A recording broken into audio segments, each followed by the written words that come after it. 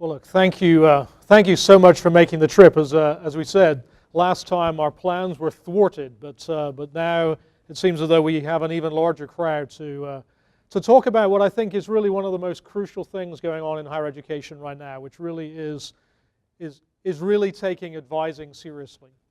I was at a meeting in Austin just at the beginning of this week, where really the whole conversation was about as a nation, how can we seriously embrace the idea of helping many more students be successful in college? Students, and really recognizing the fact that, and it was said over and over, and I'll say it again here, we know that every system is perfectly calibrated to produce the results that it produces.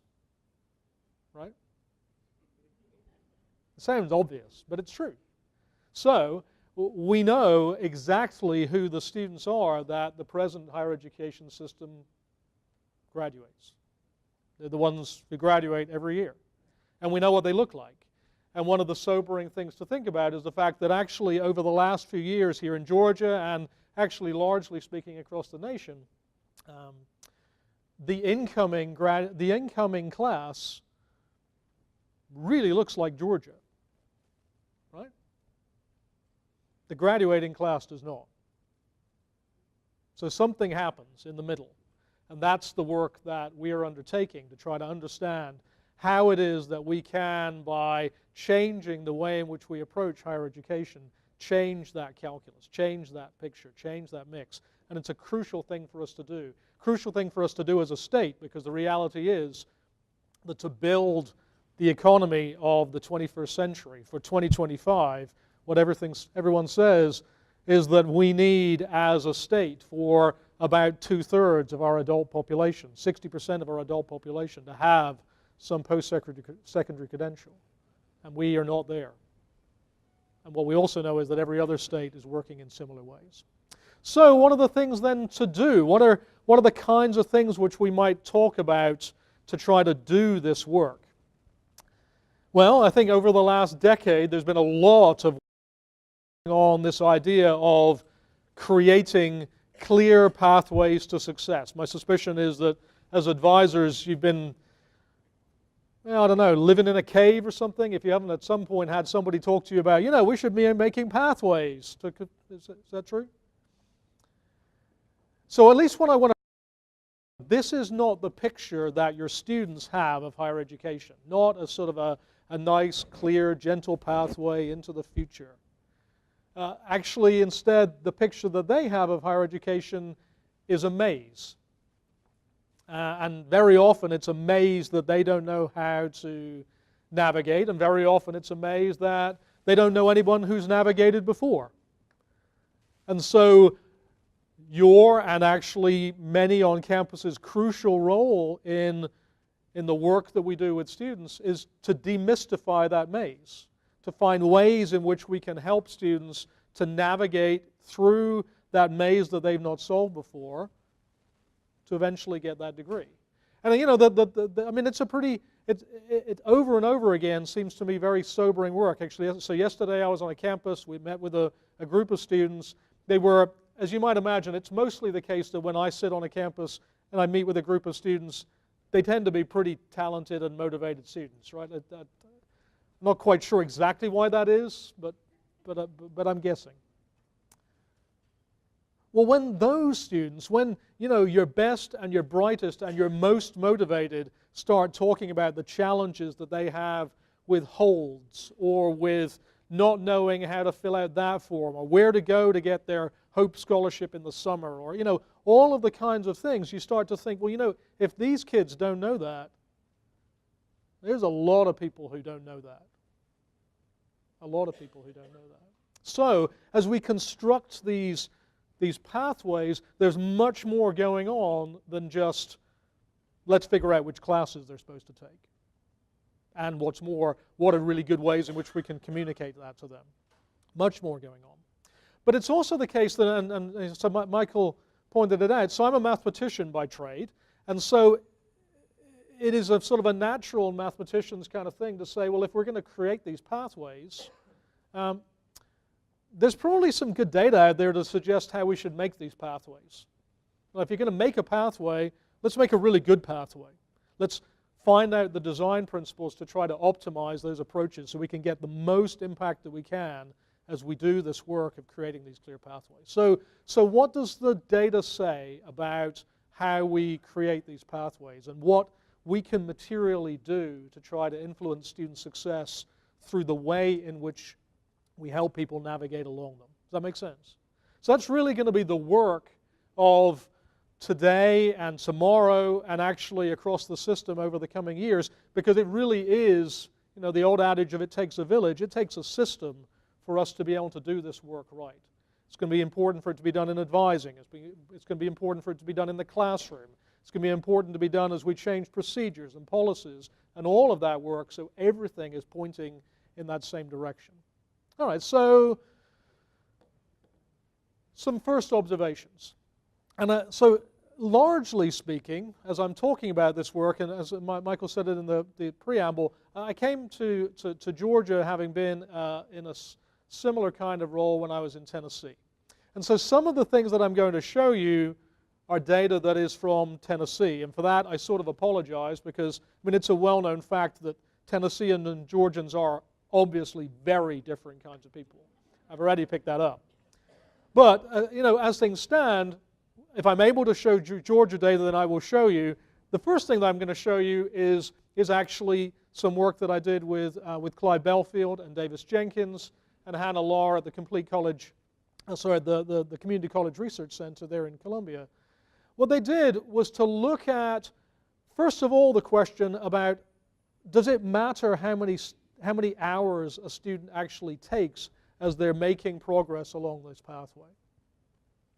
Now, I know that you live this on a daily basis. Students coming in, and there's much more going on to advising, and we will talk about that as the morning progresses. But initially, they just want to know, well, which classes should I take and how many of them? Fair enough? Well, I hope I don't have to tell you, but I guess I'm going to say it anyway, that students who are able to study some form of fuller time, right, 12, 15 hours, are significantly more successful than students who are part-time. And for the longest time, what we thought there was that it's what I'm going to call the waiting for a bus principle. The longer you wait for a bus, the more likely it is that one will arrive, right? Well-known fact.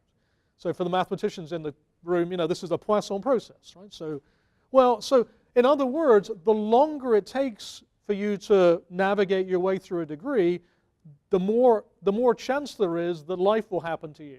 Right? The more chance there is that some life-changing event that prevents you from graduating will overtake you, and so consequently you will not graduate.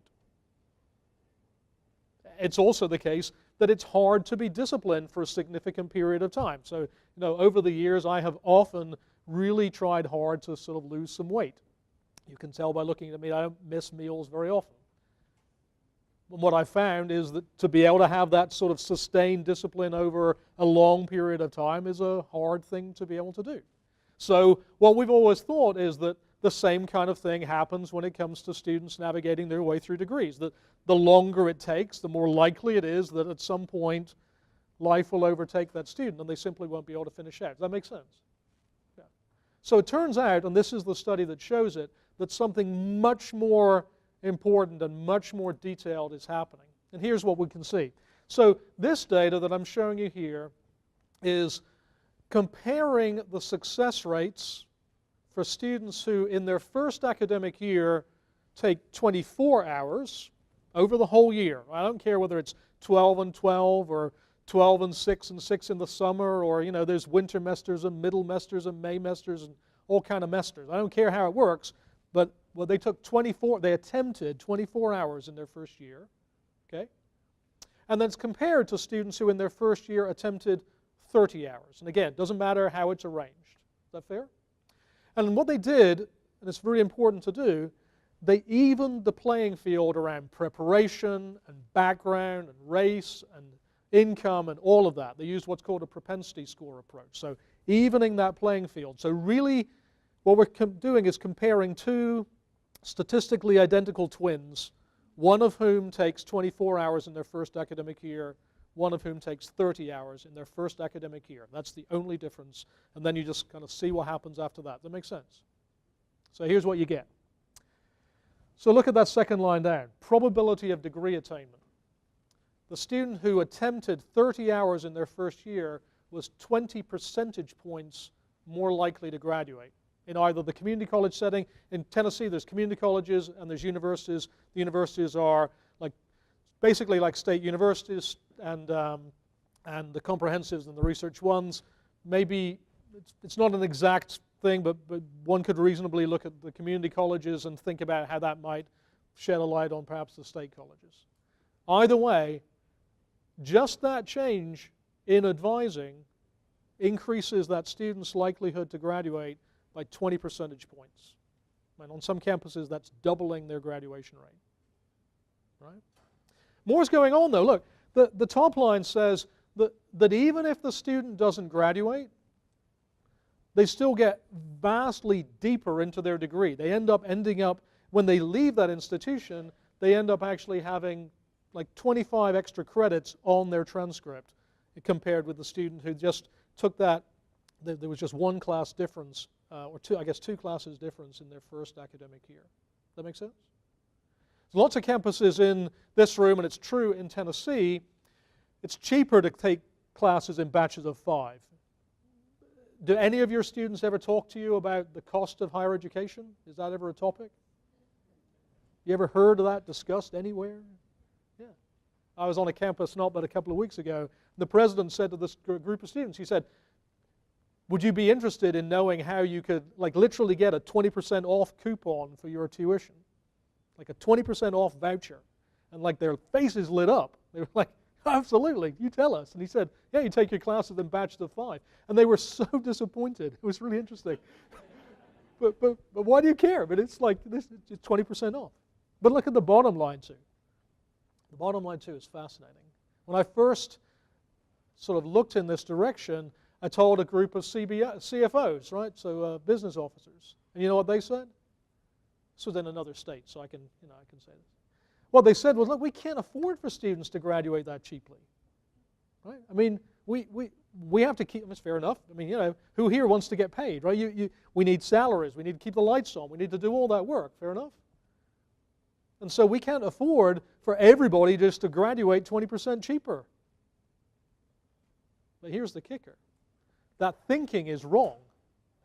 The thinking is wrong because, look, because these students are more successful, because it's the case that they get deeper into their degree, because they keep coming back semester after semester and keep continuing in comparison with their statistical twin who at some point does not, in fact, the revenue stream from each of those students, and I know it sort of makes me feel a little uncomfortable to talk about a revenue stream from a student, but we have to be adults about this sometimes, and money is an important thing. It's $5,000 more.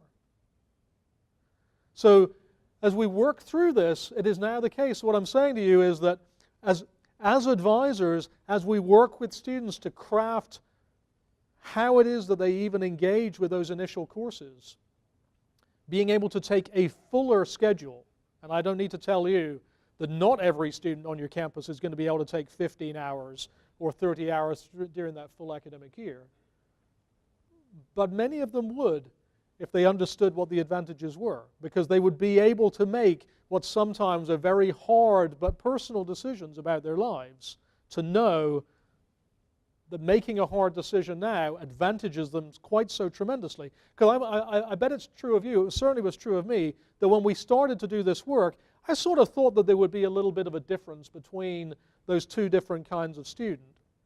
Were you expecting the differences to be so big? Massive, massive change. And I think the students probably don't suspect that there is that much difference between these two behaviors. Similarly, exactly the same kind of step is between 9 and 12, and between 6 and 9. And so ways in which, on the one hand, we can talk honestly with students about the advantages of taking a fuller schedule, this is a powerful thing to do. But more than that, it is also the case that so often the way in which we create the timetable, the way in which we schedule the classes, the way in which we put out the classes that students can take in and of itself inhibits students being able to take a full-time schedule. I mean, I was a department chair for a long time, and what I know is the way we create schedules is kind of it's like a contact blood sport between department chairs, right? Trying to figure out, well, you know, maybe if I sneak in, I can get that room before they get that, right? That's what we do. It's also the case that we put a substantial amount of the availability of classes at the popular times. Is that right? So there's a little bit of a self-fulfilling prophecy, don't you think? The popular times are the one where everybody takes classes. Well, that's where we put all the capacity. It turns out, and again, as you might imagine, I've already modeled this, if we're able to spread that capacity more evenly through the week, we actually enable many more students to be able to actually make a schedule that has more classes on it. So often, and you know it as well as I, how many times have you sat down with students trying to figure out how it is that you can fit that class in amongst all the other things that they have going on and the other things that they've scheduled, right? This is not easy. People very often say advising is much more than scheduling, but scheduling is in there too. It is not easy to be able to schedule that full-time. Has it ever come across your mind that creating that fuller schedule is in and of itself a significant student success initiative? It's part of what we have to talk about today. There's other things too, though. So one of the things I wanted to do was to model the curriculum of our system. So actually this is a depiction of all of the classes that appear on Graduate's transcript for the last decade. Took all of the classes that any student who graduated from USG over the last decade, and each one is a little dot on your screen. And then the more often that a student is actually that a particular course is involved in one of those transcripts, the bigger and greener and darker it is on your screen. Just really so it'll look pretty for no other reason. And what I wanted to do was to sort of get to grips with the way in which those courses interact when it comes to graduation. So if they appear together on a graduate's transcript, they're joined together by a little edge. Now, you can imagine this is a sort of a fun thing to do for a mathematician on a rainy Saturday afternoon. You want to sit down and kind of, create things like this. Not really, but it turns out that it's a useful thing to do because this graph it has a special structure. It's what's called a small world graph. And you've heard of this idea. If you've heard of who here has heard of the Kevin Bacon game or 6 degrees of separation or this kind of idea? Yeah? So this is one of those graphs. And it turns out that we know a lot about the structure of small world graphs. It turns out that the structure of small world graphs is largely bound up with what are called the hub vertices. Here's how it goes. If I take this big thing and I decide let's say I want to delete some vertices. I'm just going to take some of them out. It turns out that if I choose the little ones, I can just keep doing it all afternoon. Nothing much happens. It just keep taking them out. But if I delete even just a few of the big hub vertices, the whole thing almost falls apart almost immediately. Very different. Same kind of idea with viral spread. Mathematicians have looked at how a virus would spread across a network like this, and it turns out that if you infect one of the little vertices, again, not very much happens. Just kind of peters out. But if you infect one of the hub vertices, what do you think? Whole thing becomes infected almost immediately. Now, think about how we did this. We created this structure out of the courses that students take and whether or not they graduate or they don't. So now you can see the idea that these hub vertices, these critical courses, play a vastly disproportionate role in how likely it is that students will go on to be successful. Successes that they have in those early critical courses go on to spread across the rest of the curriculum and provide success to them. Conversely, lack of success that they have in those early courses very quickly leads to lack of success across the rest of the curriculum and turns into somebody who doesn't graduate. That makes sense? So we will be using this, I hope, as part of the work that you are doing here, and I've already done the analysis for each campus and each program, actually, to know exactly what those critical courses are, so you can use that as part of your deliberation. But it's also the case that we will use this as a design principle for Affordable Learning Georgia and the Gateways to Completion project and many other things too, because the idea is, you can imagine, we need to pay very special attention to what happens and the ways in which we advise students into these critical courses, because what happens there has an immediate and very powerful impact that touches almost every student almost immediately. So what we do there, it's not like the other courses don't matter. They matter a lot. But what happens in these particular courses matters even more.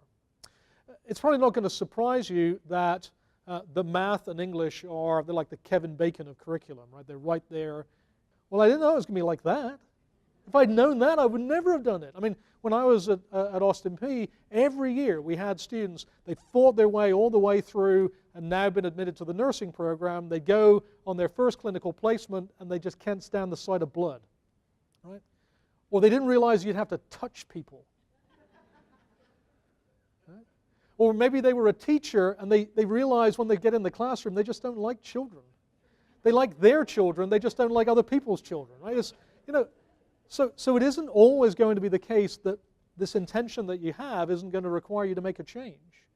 That's a whole other question about ways in which we create those clear pathways that enable people to make those what are perfectly reasonable kinds of changes to their lives. But what is important is that right from the very beginning, whatever your choice is, that you feel like you're really heading towards it and making that decision. You can see the difference is a good 20 percentage point increase in graduation rate. And again, it doesn't really matter what sector, so I'm showing you here what the state universities are.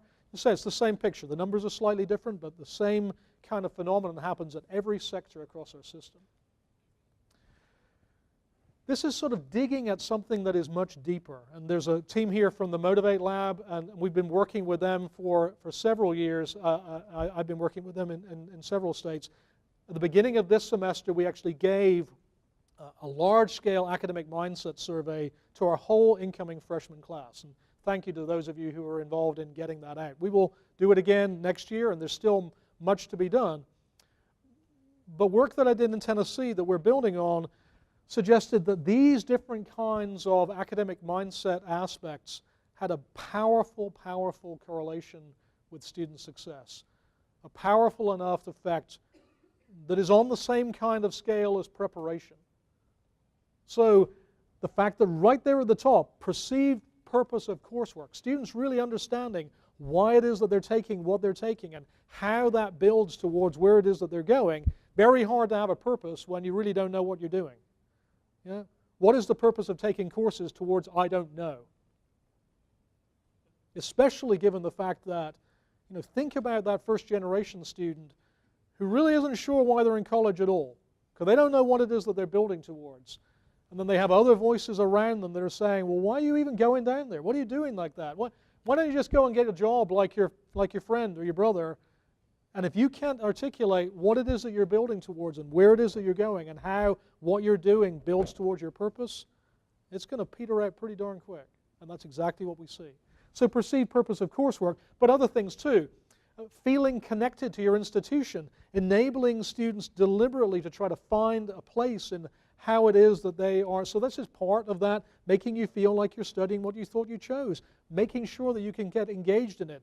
Ways in which we can employ high-impact practices exactly as part of not only the classroom experience, but the co-curricular experience. That makes sense? It's far from the icing on the cake. But ways in which we can make sure that students know that they have a place on that campus. Believing that they're capable of learning material. This is growth and fixed mindset. Right? This is Carol Dweck's work.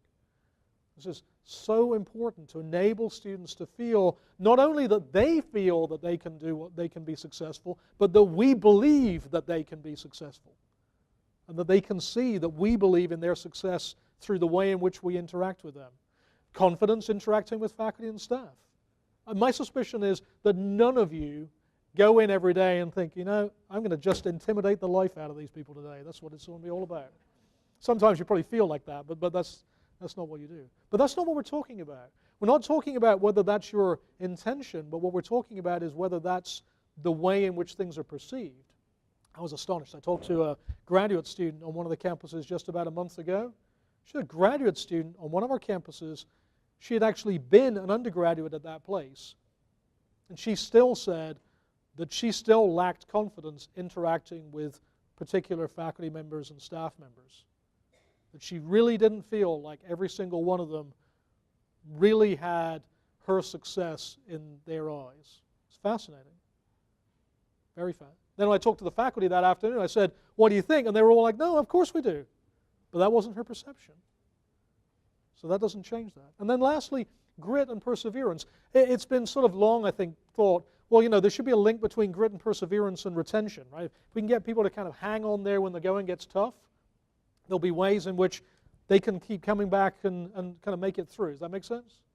But what we also now know is that there is an inherent tie. There's, the Motivate folk will keep me honest with this. There is an inherent tie between grit and the self-discipline to be able to do deliberate practice, the way in which you go about studying to learn the material which leads to your success. So again, ways in which we can create, deliberately structure the learning experience to enable people to do what needs to be done to be successful. This is partly them and partly us. In the end, it is the case that students will be successful because they end up doing the work and get the grades. That's true. But what I'm showing you is that there is also a sense in which there is much that we can do to enable people to be able to do that much more successfully than they currently do. And it matters what we do. The last thing I want to talk about is predictive analytics. That I think really over the last, certainly over the last decade, this idea of using predictive analytics as part of an advising experience has really caught on fire. And some of you know that when I was back at Austin Peay, I created a predictive analytics platform called Degree Compass, which was sort of like Netflix and Amazon meets academic advising. So it's sort of a useful tool. And at least it was a testing ground to see that it really did matter creating that information flow to you, putting it into advisors' hands, putting it into students' hands. I wanted to let you know about work that's happening because it's really now starting to kind of catch fire. What I've done is to take what I did there and then combine it with some other work that I've done more recently to create a predictive analytics platform which will be available to every campus. So this will soon be coming to a campus near you. And this is the idea, that the model does this. This is historical data. The red students did not go on to graduate, and the green students did. And the vertical axis now is probability. How likely a student is to graduate from the degree program they're in at the institution that they are currently enrolled. And you can see that as we sort of gradually go along, the red students, they have a very different kind of pattern from the green students.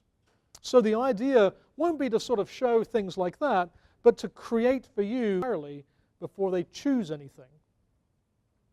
Before they choose anything.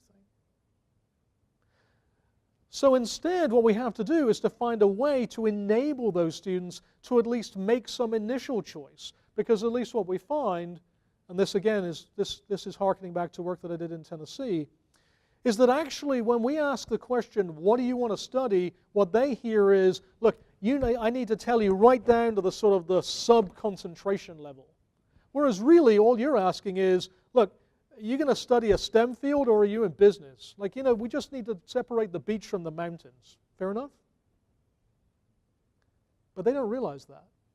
So if instead we create a deliberate onboarding choice architecture that enables students to make as much of the choice as they can at that point, that then enables you to have that crucial conversation. Now, of course, you will have students who come on campus and they will know exactly what they want to do. I've said before, apparently my parents always told me that from when I was even 4 or 5, people said, well, what do you want to do? And I'd say, I want to be a mathematician. Now, I have no idea why that was. Maybe I saw somebody on Halloween who said they were a mathematician or something. But so I got to grow up to be what it was that I always thought that I wanted to be. So some people are like that, but not everybody.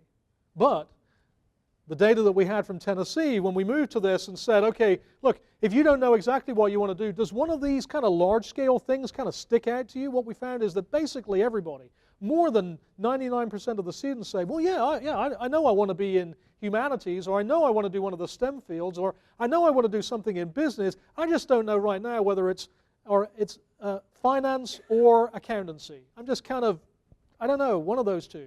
Or I know I want to be in something in the social sciences, but I'm not sure whether it's social work or sociology. Less than 1% of the students came in and were more conflicted than that. But the trouble is that when we say, look, either you pick a major or you're undecided, that's all there is. So again, creating this deliberate onboarding process that enables students to make as much of the choice as they can, and then enables them to build an identity around that. That, you know, when they go home at Christmas time and they meet their Aunt Edna, and their Aunt Edna says, what are you doing over there at the college? Then they can say, well, you know, I'm in a humanities focus right now, and I'm kind of deciding whether that's going to lead through English or history. Perfectly fine. Again, allows them to build towards a definitive purpose, and that's an important thing. If nothing else, it enables us to be able to make important advising decisions. I want to make sure that you're aware of work that really has happened over the last decade, but really culminated last year when all of the professional mathematics associations in the United States, all 17 of them, all affirmed the statement that students should study the mathematics that is pertinent to their discipline as part of their studies for an undergraduate degree, actually a graduate degree too. Students should study the mathematics that is pertinent to their discipline. So for college algebra, that means that they should be taking college algebra if they're headed towards calculus. If they're not headed towards calculus, they shouldn't be taking college algebra. Now, I think everybody in the room knows that's kind of a change, because for the last 50 years, the name has been sort of suggestive, right? Which class should you take at college? Well, college algebra, because the name is right there, right? Well, there's no other reason otherwise. I mean, otherwise, really, the next time that you will use those algebraic techniques is when you have children who are taking Algebra 2. That's when you will use it. So instead, we should be advising students to take the mathematics that is pertinent to their discipline, so that as they're getting that math success that I showed you in the curricular graph, it isn't just having a grade on the transcript, it's about the skills, the learning. It's exactly equipping them with the mathematics skills and knowledge that they will need as they navigate their way through the rest of their discipline. But again, this requires people in this room and elsewhere across campuses to change the way in which they approach other disciplines, but mathematics in particular. Because it is the case right now that about 40% of the student body take college algebra as their math course. And do you know what proportion of them actually pass calculus? What do you think? Of the students who attempt college algebra, what proportion of them do you think actually go on to pass calculus? Say again? That's pretty close. You're guessing 7%. It turns out that it's closer to 10. So a pretty good guess. But that means 90% of the students who take college algebra don't carry on and actually take the course that the course was actually designed for. 90% of them. Do you think they feel like they were studying what they thought they chose? No. And that makes a difference. It turns out that if students are enabled to study what they thought that they chose in their first academic year, again, it actually makes a definitive difference to their success. They're like you. When they understand why it is that they're doing what they're doing and why it is that what they're doing matters, they do better. So here's the deal. So if you look at this chart, the red students in their first academic year, they didn't take at least 3 courses that have something that's obviously to do with what they thought they chose, with the degree, family that they thought that they were in. So if they're a STEM student, they didn't take 3 STEM classes. If they're a humanities student, they didn't take 3 humanities classes. If they're a business student, they didn't take 3 courses that have something to do with business in the name, right? You know, like intro to accountancy or economics or business cal or something like that. The green students, they did take those 3 classes and they passed them. And this is the deepest thing I'll say today. Students who pass classes are much more likely to graduate than students who don't. So that's the reason why the green bar is much longer than the red bar, right? But look at the blue bar. The blue bar are students who attempted at least 3 classes in their particular focus area in their first academic year. Attempted. This is an advising issue. This is about exactly where it is that you guide students, making sure deliberately and intentionally that right from the very beginning they feel like they are off to study what it is that they thought they came to college to do. Does that make sense? Now, I'm not naive enough to imagine that all of them will stick with that. You know, you've advised students and I've advised students who came and all their life they wanted to do this, and then they get there and then they come and go, slightly taller depending on the preparation, but not that much. Remember the impact of whether or not they're able to be successful in those math and English classes. I'll show you English in just a second. Now the red bars are the 2 years that we have data for co-requisite. There's thousands of students from every campus who are involved in this data. And what you can see is that that 30% increases to about 65%, 66, 63, a doubling in success rate. Again, are you surprised about the difference? Are you surprised about the impact? Are you surprised about how making that kind of change can have such a substantial impact in student success? Because you should be. There's not that many things that happen in higher education where we talk about these kinds of differences. But look at this. Yes, you get doubling there, but look all across the whole preparation spectrum. Right, all the way down, I've got data in there for students who come in with ACT scores below 14. And yet it's still the case at every campus that those students are being substantially more successful than they ever were in the other models. And it is the case that if I take this graph and I disaggregate by race or by gender or by age or by income, I just get the same graph back. It just looks exactly the same. What we're talking about is a change in structural pedagogy that closes historical equity gaps whilst also doubling success rates for students in crucial classes. It's not going to surprise you that in the wake of this data, I've called upon every campus to phase Foundations approach out and to move completely to the co-requisite model for fall 18. So that's what we're going to do. But what I also know is that my saying it and it happening, those are different. Right? Not because I don't expect people to do it, but what I know is it's a tremendous amount of work to make that happen. And it will require changes in advising and changes in scheduling and changes in pedagogy and changes in all of those factors. And we're also working at changing the way in which placement will be done to make it much more transparent and much clearer to students about how it is that that will happen. This is what it looks like for English. You can see, again, all across the preparation spectrum, we're seeing tremendous gains by using this co-requisite approach. And you can see why that would be so crucial, I hope. It is the case that we don't know everything about this co-requisite approach yet.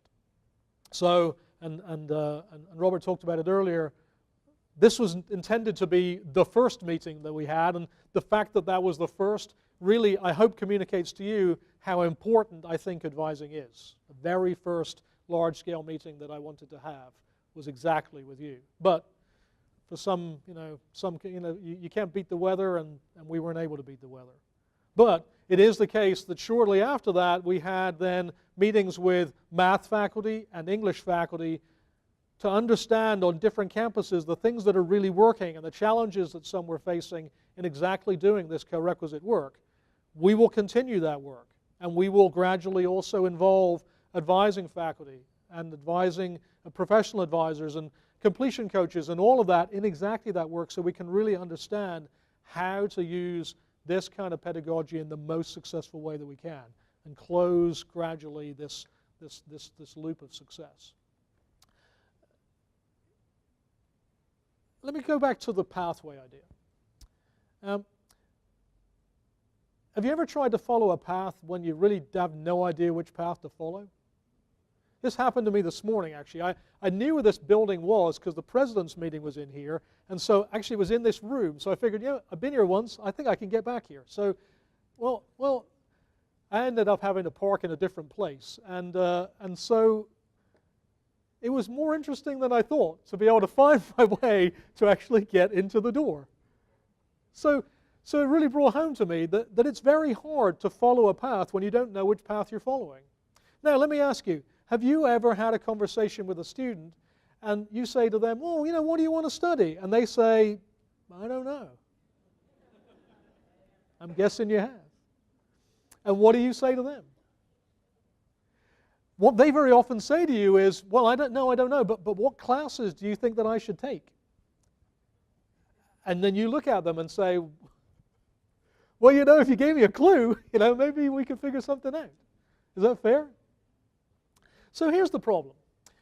It turns out that indecision in this way, undecidedness in this way, is an inherently human condition. Right? It's one of the ways in which we know that actually we're advising students who are human as opposed to students who are not. It goes like this. As humans, if we're presented by a large number of choices, where a large number is, a dozen or so, then we start to feel like, well, that's a lot of choices. I mean, has anybody been to the Cheesecake Factory recently? I mean, you know how this feels, right? Well, I don't know many campuses where they only have like 8 or 9 degrees. Most of the campuses in this room have hundreds of degrees, and probably you couldn't even write them down, and my suspicion is Michael couldn't write down all of the degrees at West Georgia. I mean, it's just not what we could do. So when a student walks in the door and you say, well, what do you want to study? And they're like looking at this huge list of things, it is inherently human for them to go, well, that's a lot of choices. And most of them I don't even know what they are. And that's the trouble, that when we're presented with a large number of choices, that feeling that we have is what's called choice paralysis. And it's exacerbated when we really don't feel like we have all the information that we need to make a decision. That makes sense? So, should it surprise you that actually traditionally underserved students are much more likely to be undecided when they come to campus? Largely because you can guess why.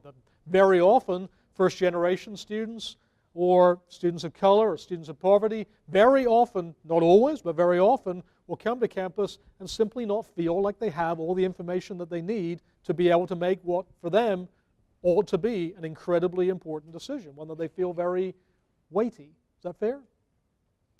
So here's the deal.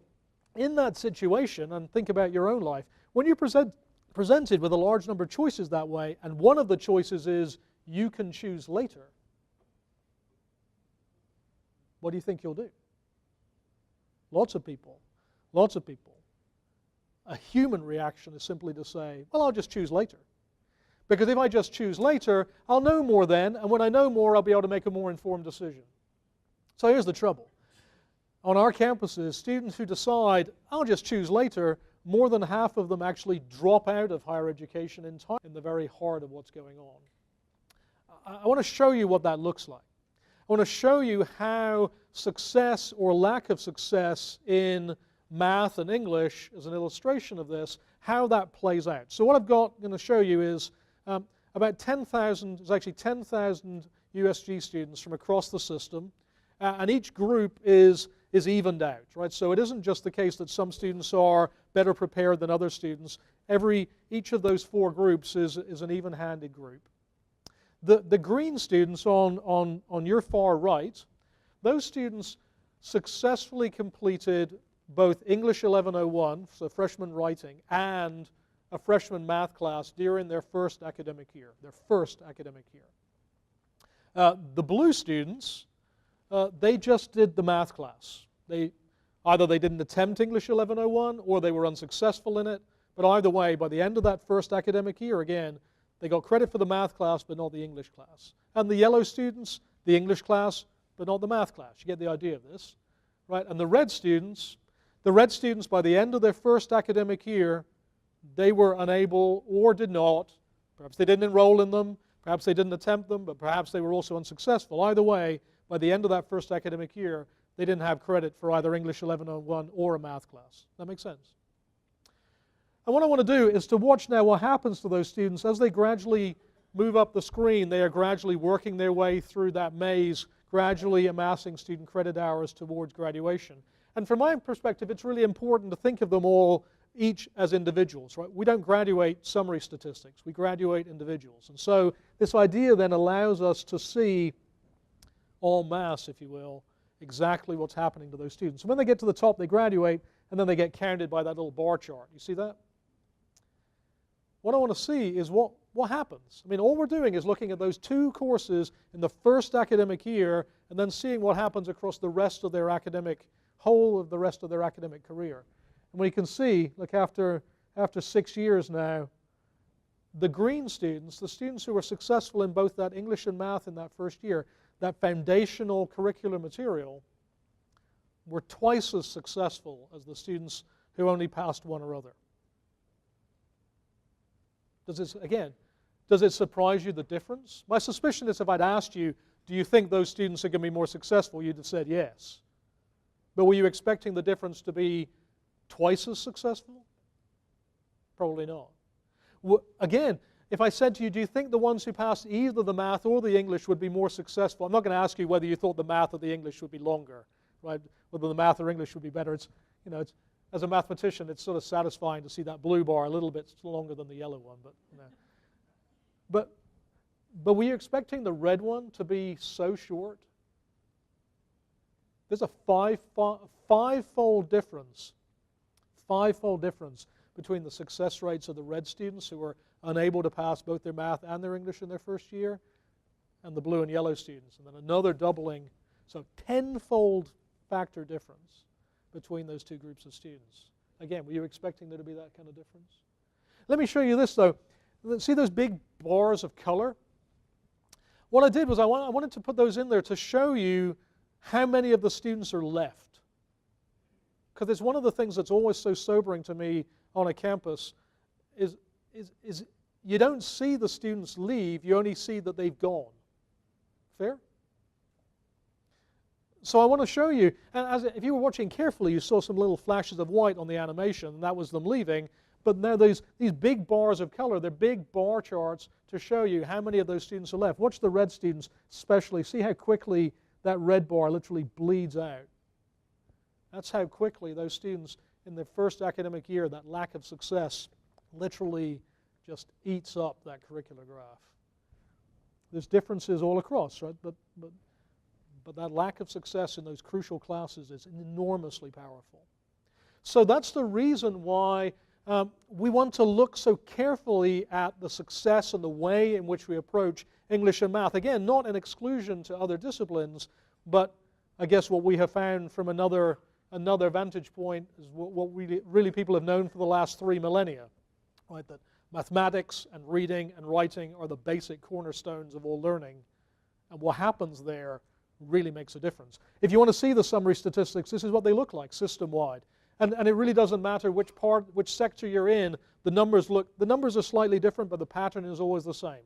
That it's about a doubling between the yellow and blue bars and the green one, and about a 5-fold factor still further back for the red. So that's the reason why we're paying such careful attention to this co-requisite approach. I know that it's the case that over the last few years here in Georgia, schools to varying degrees have implemented the co-requisite approach. What I want to do is to show you now what that looks like from a system-wide approach, from system-wide data. What's true is that at every campus, who it is who is involved in this co-requisite approach, right? Who it is who uses the students who are enrolled in the format where they go directly into the credit-bearing class and are required to also be in this support structure, as opposed to first going into some kind of a foundations approach and then going on. At every campus, how that works out, what the placement was done slightly differently. And so what that's allowed me to do system-wide is to put all that data together, and actually what I'm showing you here is actually looking along common ACT scores, ACT math scores. If you don't like ACT math, I can show you similar things for SAT math or SAT English or high school GPA, or that you can really look through all of those kind of preparation lenses, get the same kind of picture. What I want to do is to now lead you through this. Look, the blue bars that you can see on the far left, the blue bars are before any of this work was happening. This is the old traditional developmental approach, students working their way through a sequence of developmental courses. Remember, some of you probably remember that happening. What that turned into was about 20% of the students passing a credit-bearing math class in their first academic year.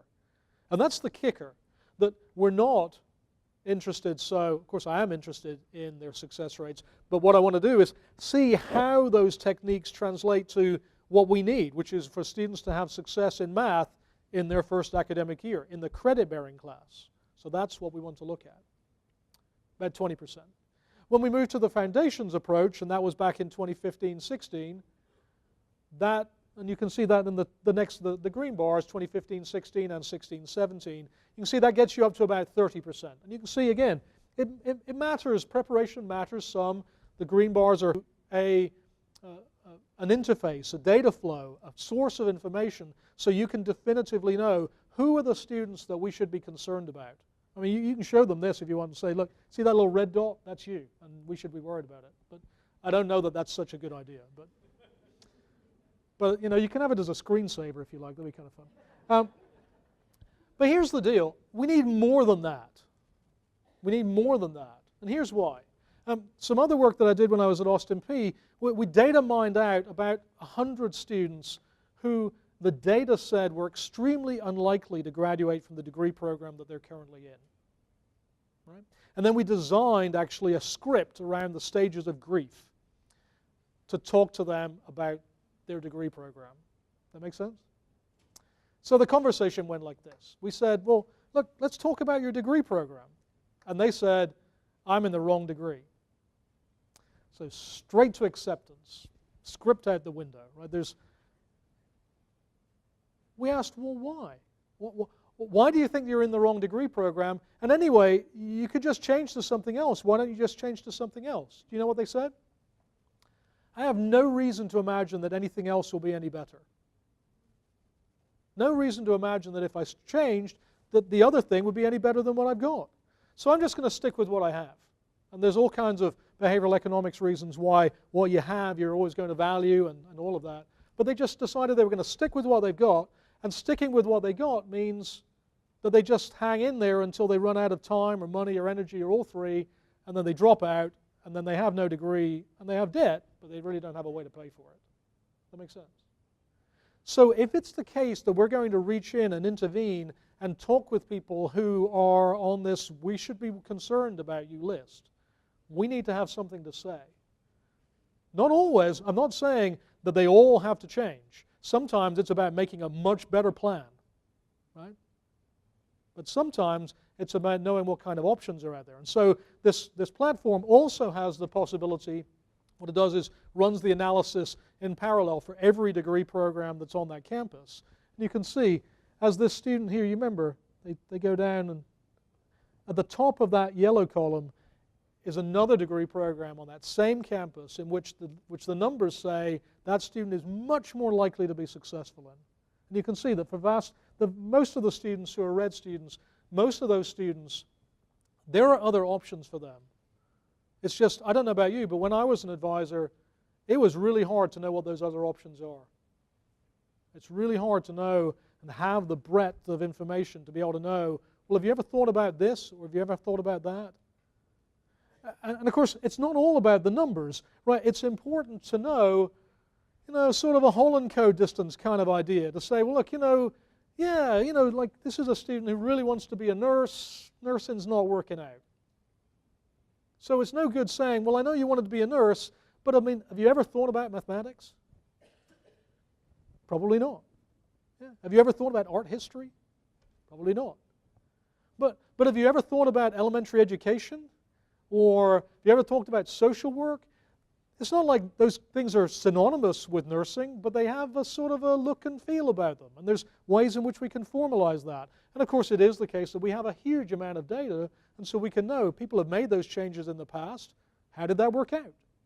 Did those students go on to be successful? Are there ways in which we can marry all of that together to really provide some definitive options to enable students to make wise and informed decisions, crucial wise and informed decisions about their future? Either let's make a better plan in what I have, or here are some viable options, and have that conversation early enough where it's still a viable option, right? This is about timely conversations and crucial ones at that. Does that make sense? So really what I've been trying to tell you all along is, yes, of course, in the end, students graduate because they do the work and they make the grades. No question. but that there are things that can happen in changes in advising patterns, changes that we can make in pedagogy and curricular structure, ways in which we on campus, ways in which we can definitively interact and change and intervene to enable students to be not just a little bit more successful, but a lot more successful. So here's what it boils down to. The USG Momentum Year. The USG Momentum Year is now this set of approaches, the things that I've now been talking to you for the last few minutes about. That it is important, it is imperative that students right from the very start that we enable them to make a purposeful program choice. Undecided is not a good idea. Undecided is a good idea for you to know they're undecided, because that allows you then to intervene and go, okay, let's do something about that. Because otherwise, more than half of them are going to drop out before they even choose anything, let alone anything else. So make a purposeful choice right from the beginning. So that's going to involve advising, it involves creating that choice architecture, it involves career pathways and all of that, to know what it is you're getting into and why it is that you're heading down that path. To create a productive academic mindset.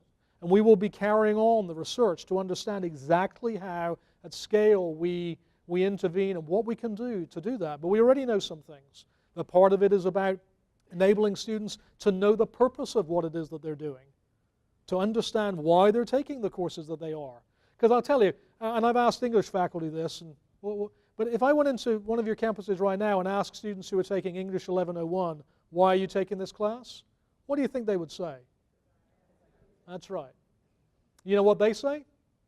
That's exactly what they say too, because I've asked them.